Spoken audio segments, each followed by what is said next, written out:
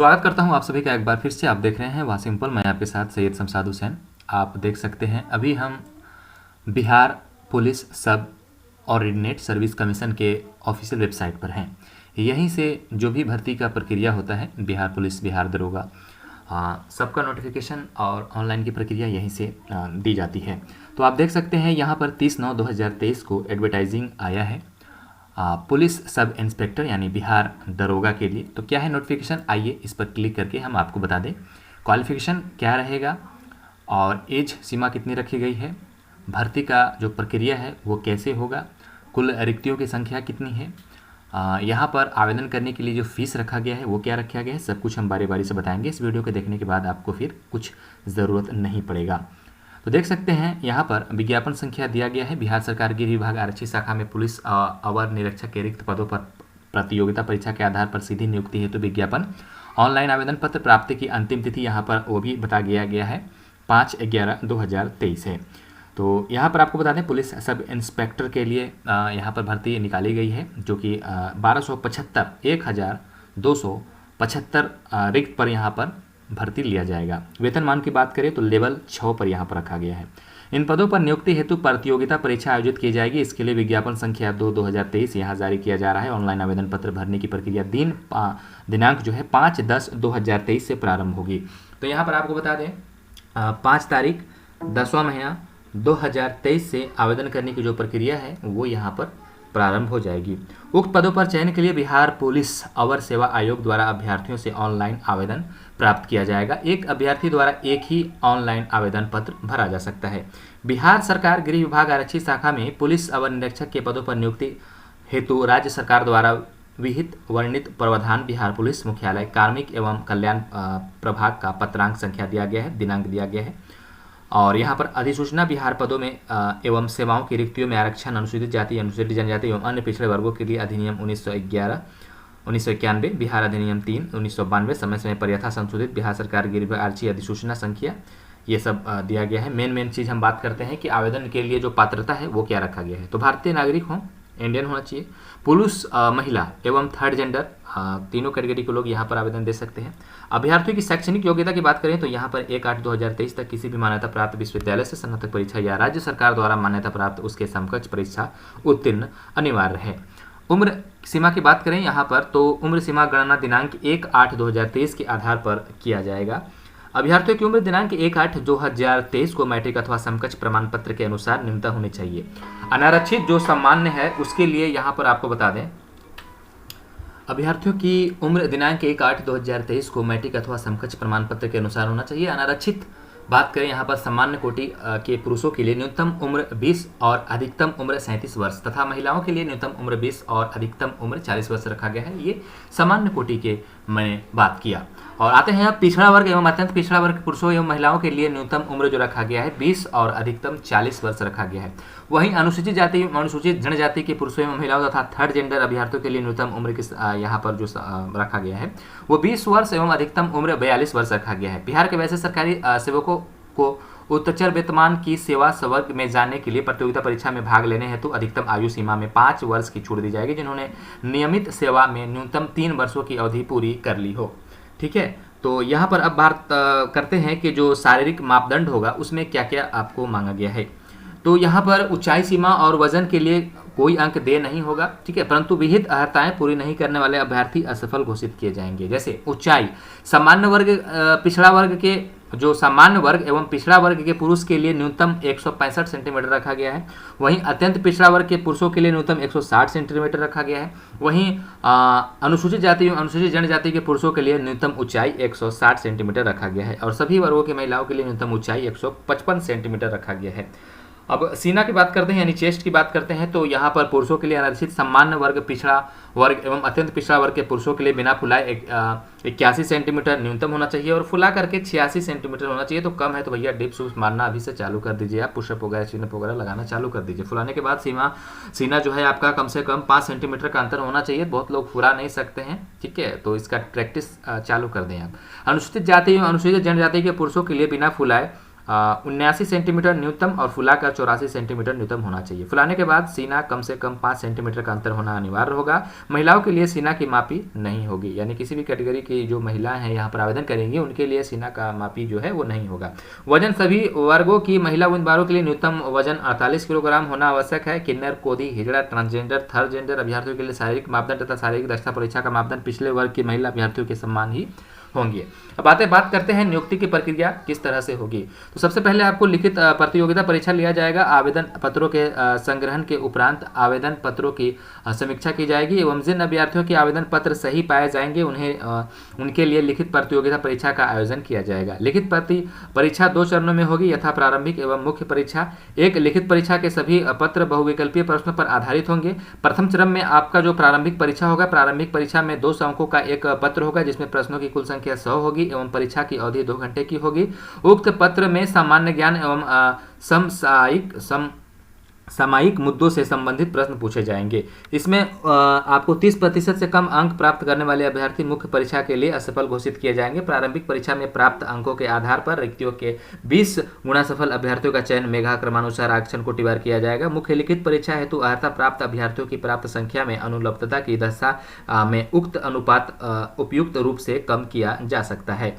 ठीक है। द्वितीय चरण में आपका मुख्य परीक्षा होगा, जो कि प्रारंभिक परीक्षा में सफल अभ्यर्थियों को मुख्य परीक्षा में सम्मिलित होने का अवसर प्रदान किया जाएगा। यानी जो पहला वाला आप पोस्ट कर जाएंगे तो फिर आपको मुख्य परीक्षा में फिर इनवाइट किया जाएगा। मुख्य परीक्षा में 2 पत्र होंगे। प्रथम पत्र 200 अंकों का सामान्य हिंदी का 2 घंटों का होगा जिसमें 100 प्रश्न होंगे एवं न्यूनतम अर्हता 30% अंक प्राप्त करना अनिवार्य होगा। उन्हें योग्य घोषित कर दिया जाएगा। सामान्य हिंदी पत्र का प्राप्तांक मेधा निर्धारण नहीं जोड़ा जाएगा। द्वितीय में आपको बता दें कि सामान्य अध्ययन, सामान्य विज्ञान, नागरिक शास्त्र, भारतीय इतिहास, भारतीय भूगोल, गणित एवं मानसिक योग्यता जांच से संबंधित होगा। द्वितीय पत्र का पूर्णांक 200 होगा, 200 का होगा जिसमें प्रश्नों की कुल संख्या 100 होगी एवं परीक्षा की अवधि 2 घंटे की होगी। दोनों चरणों की परीक्षा में प्रत्येक गलत उत्तर के लिए आपको 0.2 अंक काटा जाएगा। उत्तर पुस्तिका 2 प्रतियों में होगी जिसकी एक प्रति आयोग के पास सुरक्षित रखी जाएगी। मुख्य लिखित परीक्षा के आधार पर रिक्तियों के 6 गुना अभ्यर्थियों का चयन कोटिवार मेधानुसार शारीरिक दक्षता परीक्षा के लिए किया जाएगा। अभ्यर्थियों को शारीरिक दक्षता परीक्षा में मात्र उत्तीर्ण होना आवश्यक है। शारीरिक दक्षता परीक्षा हेतु अर्हता प्राप्त अभ्यर्थियों की प्राप्त संख्या में अनुपलब्धता की दशा में उक्त अनुपात उपयुक्त रूप से कम किया जा सकता है। तृतीय चरण में शारीरिक योग्यता दक्षता परीक्षा होगा जिसमें निम्नलिखित शारीरिक योग्यता दक्षता परीक्षा में अभ्यर्थियों को सफल होना अनिवार्य होगा। जिसमें आपको दौड़ बता दें तो सभी कोटि के पुरुषों के लिए 1 मील यानी 1.6 किलोमीटर की दौड़ के लिए समय सीमा 6 मिनट 30 सेकेंड रखा गया है। अधिक समय लेने वाले अभ्यर्थी असफल घोषित किए जाएंगे। सभी कोटि की महिलाओं के लिए बता दें तो यहाँ पर 1 किलोमीटर की दौड़ के लिए तैयार रहें वो, ठीक है। और समय सीमा आपको बता दें कि 6 मिनट होगा। अधिक समय लेने वाली अभ्यर्थी जो महिला रहेंगी वो असफल घोषित कर दी जाएंगी। ऊंची कूद के लिए सभी कोटि के पुरुषों के लिए यहाँ पर बता दें 4 फीट से कम कूदने वाले पुरुष अभ्यर्थियों को असफल घोषित किया जाएगा। सभी कोटि के महिलाओं के लिए न्यूनतम 3 फीट यहाँ पर ऊंची कूदना है। 3 फीट से कम कूदने वाली महिला अभ्यर्थी असफल घोषित किया जाएगा। लंबी कूद के लिए बता दें सभी कोटि के पुरुषों के लिए 12 फीट से कम कूदने वाले पुरुष अभ्यर्थियों को असफल घोषित किया जाएगा। सभी कोटि की महिलाओं के लिए न्यूनतम 9 फीट यहाँ पर है, ठीक है। लॉन्ग जंप जो होता है, लंबी कूद। अब यहाँ पर आपको बता दें कि 9 फीट से कम कूदने वाली जो महिला अभ्यर्थी होगी वो असफल घोषित किया जाएगा। अब गोला फेंक भी है इसमें, तो गोला फेंक में आपको बता दें कि सभी कोटि के पुरुषों के लिए 16 पाउंड का गोला न्यूनतम होगा और 16 फीट फेंकना भी होगा यहाँ पर आपको, ठीक है। और 16 फीट से कम फेंकने वाले पुरुष अभ्यर्थियों को असफल घोषित किया जाएगा। महिलाओं के लिए यहाँ पर 12 पाउंड का गोला होगा जो कि न्यूनतम 10 फीट आपको फेंकना होगा और 10 फीट से अगर आप कम फेंकती हैं तो यहाँ पर उनको आपको जो है असफल घोषित कर दिया जाएगा। अब यहाँ पर आपको बता दें यहाँ पर किन्नर लोगों के लिए है तो ये आप पढ़ लीजिएगा क्योंकि इसमें बहुत ज़्यादा स्टूडेंट नहीं रहते हैं। मेगा सूची की बात करें तो यहाँ पर उपरोक्त पदों पर नियुक्त हेतु चयन के लिए अंतिम रूप से सफल अभ्यर्थियों की मेगा सूची मुख्य लिखित परीक्षा में प्राप्त अंकों के आधार पर मेगा क्रमानुसार आरक्षण कोटिवार तैयार की जाएगी। लिखित परीक्षा में 2 या 2 से अधिक अभ्यर्थियों के समान अंक प्राप्त करने की दशा में मेधा सूची में उनके स्थान का निर्धारण उनकी जन्म तिथि के आधार पर किया जाएगा। अर्थात उम्र में वरीय अभ्यर्थी मेगा क्रम में ऊपर रहेंगे। यानी कुल मिलाकर समझ लीजिए कि मान के चलिए 2 अभ्यर्थी यहाँ पर सब कुछ बराबर लाए हैं, अंक भी बराबर लाए हैं, शारीरिक दक्षता भी बराबर लाए हैं, सब कुछ बराबर लाए हैं, लेकिन उनका उम्र ऐसा है कि वो इस बार के बाद फिर बहाली नहीं भर सकते हैं, उनकी उम्र सीमा समाप्त हो रही है और आपका 1-2 साल बच रहा है। तो भैया यहाँ पर फिर क्या होगा कि जो आपका 1-2 साल बच रहा है आपका मेगा सूची में फिर नाम नहीं आएगा, वो सामने वाला का आएगा जिसका उम्र खत्म हो रहा है, ठीक है। तो अब चलिए आगे बात करते हैं यहाँ पर जो रिक्त रखा गया है बिहार पुलिस मुख्यालय में वो क्या क्या है, तो आरक्षण कोटि यहाँ पर है, अनुसूचित जाति के लिए 275 पद है यहाँ पर, अनुसूचित जनजाति के लिए 16 पद है यहाँ पर, अत्यंत पिछड़ा के लिए 238 है, पिछड़ा वर्ग के लिए 107 है और पिछड़े वर्ग की महिला के लिए 82 है, अनारक्षित के लिए 441 है, आर्थिक रूप से कमजोर के लिए 111 है, ट्रांसजेंडर के लिए 5 है। तो कुल मिला के 1275 यहाँ पर आपको रखा गया है। ठीक है, बाकी महिलाओं के लिए 36 रूप से आरक्षित पद यहाँ पर दिया गया है और स्वतंत्रता सेनानी के पोता पोती जो है उनके लिए यहाँ पर दिया गया है। अब आरक्षण यहाँ पर बता दें कि बिहार पदों एवं सेवाओं की रिक्तियों से में आरक्षण अनुसूचित जाति, अनुसूचित जनजाति एवं अत्यंत पिछड़े वर्गों के लिए अधिनियम 1991, बिहार अधिनियम 3 1992 समय समय पर यथा संशोधित के प्रावधानों के अनुसार आरक्षण लागू होगा। महिलाओं के लिए भी यहाँ पर बता दें, आपको बताया गया है, लिखा गया है, तो ये आप नीचे पढ़ सकते हैं। मैं जो मेन चीज़ है वो आपको बता दे रहा हूँ। कट ऑफ तिथि जो है सभी अभ्यर्थियों के लिए आयु सीमा, शैक्षणिक योग्यता, अन्य अर्हता एवं अनुभव, बिहार सरकार के सरकारी सेवक होने का प्रमाण पत्र एवं भूतपूर्व सैनिक की आयु गणना के लिए कट ऑफ तिथि 1 अगस्त 2023 निर्धारित की जाती है।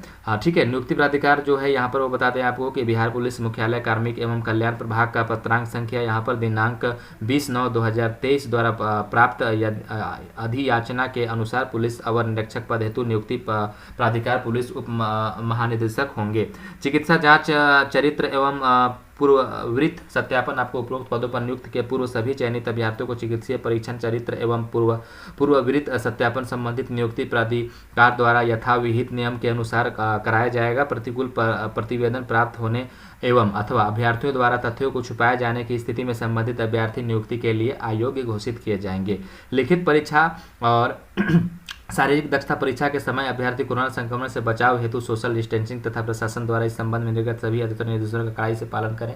तो भैया अभी कोरोना वरोना तो है नहीं, ठीक है, लेकिन फिर भी इंस्ट्रक्शन दे दिया है यहाँ पर। आगे आपको बता दें, यहाँ बताया गया है कि ऑनलाइन आवेदन प्रक्रिया जो है उपरोक्त पदों पर चयन हेतु ऑनलाइन आवेदन पत्र भरने की पद्धति अपनाई गई है। दिनांक 5/10/2023 से, एक बार फिर से याद कर लीजिए आप, अगला महीना 5/10/2023 से ऑनलाइन आवेदन पत्र भरने की प्रक्रिया जो है प्रारंभ हो जाएगी। विहित पद्धति एवं प्रक्रिया के संबंध में आयोग की वेबसाइट जो कि www.bpssc.bis.nic पर विस्तार से बताया गया है। सभी अभ्यर्थियों को निर्धारित मूल्य परीक्षा शुल्क के रूप में पर ऑनलाइन आवेदन पत्र का क्रय करना होगा। आवेदन पत्र का मूल्य ऑनलाइन भुगतान के माध्यम से प्राप्त किया जाएगा। ऑनलाइन आवेदन पत्र के मूल्य का भुगतान करना अनिवार्य है। जिन अभ्यर्थियों द्वारा ऑनलाइन आवेदन पत्र का रजिस्ट्रेशन करने, आवेदन पत्र सबमिट करने के बाद आवेदन पत्र के शुल्क को संबंधित बैंक से चार्ज बैंक की मांग पर वापस ले लिया जाएगा। उनके आवेदन पत्र को अस्वीकृत करते हुए उनके विरुद्ध कानूनी कार्रवाई भी की जाएगी। ठीक है, तो बहुत सारे इंस्ट्रक्शंस यहाँ पर दिए गए हैं, वो आप यहाँ पर देख सकते हैं कि ऑनलाइन पत्र भरने के लिए आवश्यक निर्देश यहाँ पर दिया गया है। ठीक है, बाकी यहाँ पर एक अभ्यर्थी द्वारा एक ही ऑनलाइन आवेदन जो है भरा जाएगा। आवेदन पत्र में यदि आवेदक गलत आरक्षण कोटि प्रविष्ट करते हैं तो उनकी उम्मीदवारी रद्द कर दी जाएगी।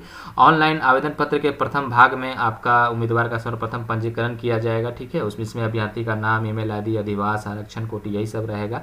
ठीक है, और पंजीकरण रद्दीकरण के बारे में आपको बता दें कि यदि आपने गलत विवरण के साथ पंजीकरण कर दिया तो भुगतान के बाद आप ऐसे विवरण को एडिट नहीं कर सकते हैं, तो ये चीज़ का आप खास ख्याल रखेंगे।